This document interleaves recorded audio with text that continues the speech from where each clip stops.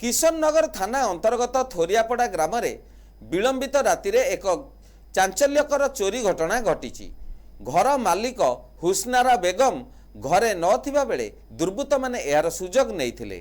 दुर्बृत्त माने घर ताला भांगी 1,30,000 नगद टंका ता समेत एक सुना हार, गोटे सुना चेन, 2 जोड़ा सुना कानफुल एवं 2 जोड़ा चांदी पाउंजी और गोटे चांदी चेन चोरी करी नैथिबा अभियोग होईची। प्रतिदिन संध्यारे एकुटिया रहुथिबा हुस्नारा बेगम तांको घर ताला पकाई निकटस्थ बाप घर को शोइबा पाई जाती। यार सुजोग नहीं दुर्बृत्त माने चोरी करिथिबा जणा पड़िची।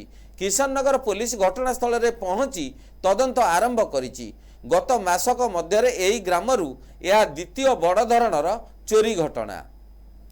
हुस्नारा बेगम गाँ थोरियापड़ा राति सबु बेले राति रहे 7 साढ़े 7 बेले बाप घर को जाए। ये एकुटिया मुझे शोई पारुनी बाप घर जाए प्रतिदिन जाकि शोची।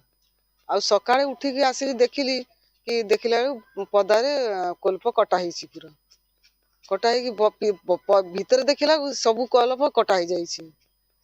सांगे सांगे पुलिस को डाकिले से पुलिस आसिले देखिले सबू सिंचितर के पड़ी सब देखिकी जांच पड़ताल करिए। सब ये सुनार थिला, सुनार कानर थिला, बेकर थिला, गोटे चैन थिला, गोड़ पट्टी थिला।